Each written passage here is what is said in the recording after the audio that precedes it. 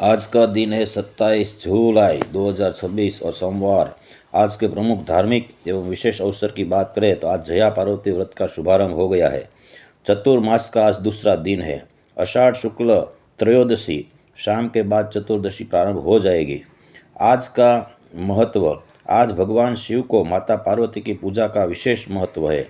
सुहागिनी महिलाएं तथा कई कन्याएं सुख समृद्धि और अखंड सौभाग्य की कामना से जया पार्वती के व्रत का प्रारंभ करते हैं। आज का प्रेरक विचार, अच्छे कर्म, मधुर वाणी और सच्ची नियत ही जीवन की सबसे बड़ी पूंजी है। आज की सलाह, भारी वर्षा की संभावना वाले क्षेत्रों में अनावश्यक यात्रा से बचें और मौसम विभाग की सलाह का पालन करें। आप सभी को शुभ सोमवार एवं मंगलमय दिवस की हार्दिक शुभकामनाएं। मौसम विभाग का भारी बारिश का अलर्ट जारी है। रेड अलर्ट आ गया है सूरत में भी। अब तो कब हो जाए बारिश वो पता नहीं। चलो आज हम खाएंगे बाजरी का रोटला, दूध और मेथी का साग, मेथी की सब्जी। देखो ये मेथी की सब्जी बन रही है। हम दो जन ही खाएंगे क्योंकि त्रिशा को तो अलूना व्रत है। तो ये बाजरी का रोटला है और मेथी की सब्जी है। और हमने गुलाब जामुन बनाया क्योंकि त्रिशा को बहुत पसंद है। तो देखो ये गुलाब जामुन हम बना रहे हैं। देखो ये घी में अभी हम उसको फ्राई कर रहे हैं। तो ऐसे इस तरह से प्रवीणा प्लेटफॉर्म के ऊपर बैठकर देखो गुलाब जामुन की अच्छी गोलाकार रही थी, उसको गोल गोल आकार इस प्रकार से दिया जाता है गुलाब जामुन का। वो टूट ना जाए, बीच में से फट ना जाए, इसलिए अच्छी तरह से उसका आटा गूंदना चाहिए। देखो इस तरह से एकदम स्मूथ वो बॉल बना रही है। तो ये मैं अभी ये बॉल को घी के अंदर फ्राई कर रहा हूँ। तो गुलाब जामुन हमारे घर में सभी को अच्छा लगता है। आपको कैसा लगता है कमेंट में ज़रूर आंसर देना। वैसे तो गुलाब जामुन हर किसी की पसंद रहती है। देखो त्रिशा की फेवरेट ये गुलाब जामुन जो है वो त्रिशा का फेवरेट है। હાલો ત્રિશાના ફેવરેટ ગુલાબ જાંબુ જમવા ચાલો गुलाब जामुन। घी की मस्त सौड़म आ रही है और घी में गुलाब जामुन पक रहे हैं। वो सुगंध ही ऐसी आ रही है, उसकी खुशबू ही ऐसी आ रही है कि वो खुशबू से ही हमें ऐसा लगता है कि मुंह में पानी आ जाए। आपको भी यहाँ पर सौड़म आ रही होगी शायद, तो देखना। देखो ये त्रिशा हमारा शूटिंग कर रही है, हम यहाँ पर गुलाब जामुन बना रहे हैं और बहन यहाँ पर आपको ये सब दिखा रही है। देखो ये उसकी मेहंदी जो एक दिन पहले दिन उसके एक हाथ में लगी थी, बाद में उसके दूसरे हाथ को लगी थी। देखो ये इधर गुलाब जामुन रेडी ओके हमने एक बर्तन में डाल दिए हैं। देखो अब इसको हम डिश के अंदर कैसे उसको तैयार करके वो भगवान को भोग लगाएंगे। देखो इस तरह से उसके ऊपर बादाम भी लगा देते हैं। और मंदिर त्रिशा का वो दूसरा दिन है, इसलिए हम मंदिर में आए हैं वो शंकर भगवान को जल चढ़ाने के लिए। तो देखो यहाँ पर त्रिशा जल चढ़ाएगी। मैंने भी चढ़ा लिया है पहले, लेकिन मैं आपको त्रिशा का दिखा रहा हूँ। हर हर महादेव, हर ओम नमः शिवाय, मृत्युंजय महादेव त्राहि मां शरणागतम, जन्म मृत्यु जरारोगे पीड़ितम कर्म बंधनी, त्रिदलम त्रिगुणाकारम त्रिनेत्रम त्रियायुधम त्रिजन्म पाप संहारम एक बिल्वम शिवार्पणम। ओम नमः शिवाय। बिलीपत्र चढ़ाते समय ये मंत्र बोला जाता है। देखो यहाँ पर बहुत बड़ी मूर्ति है मंदिर के पास ही, तो वहाँ पर हम गए थे। बाद में हम नानीवेड़ अंबाजी माता का जो मंदिर है वहाँ पर गए थे।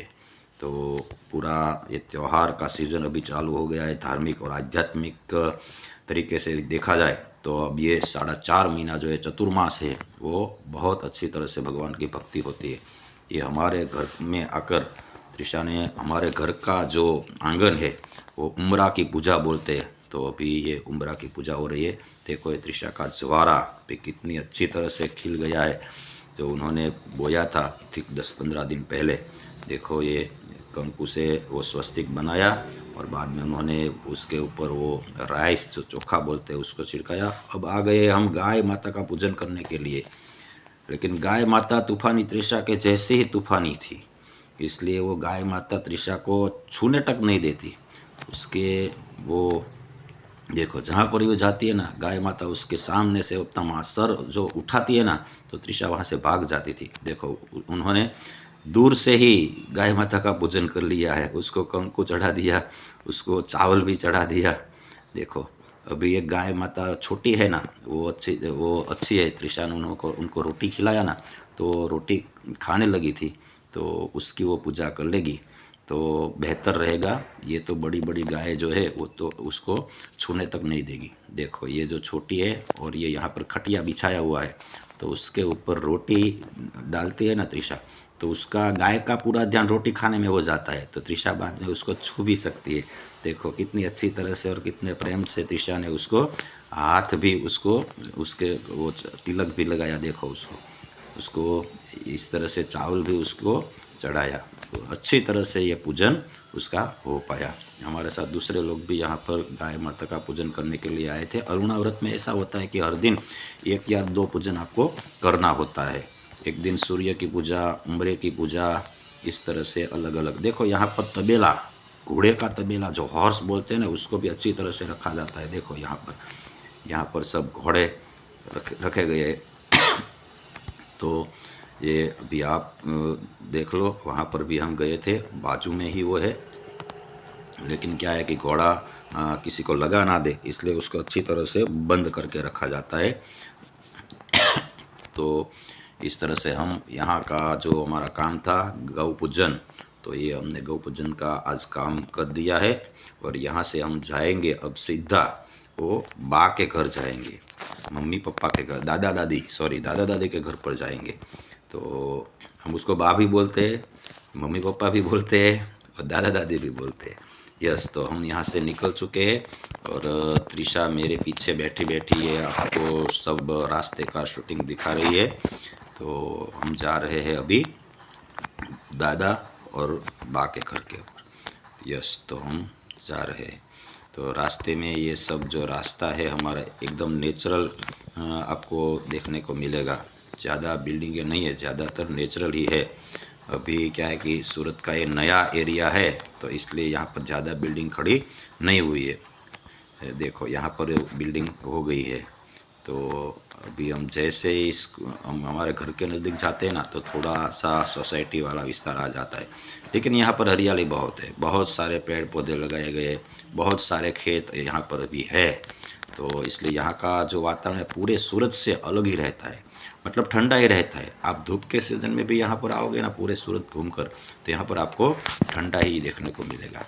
देखो ये रास्ता कितना अच्छा है, आपको कश्मीर की याद आ जाएगी। देखो ये एकदम छोटा सा रास्ता है, हमें घर जाने के लिए इसका इस्तेमाल करते। देखो हम अभी जा रहे हैं मम्मी पापा के घर पर। तो इतना अच्छा रास्ता है, एकदम साफ, नीट एंड क्लीन है।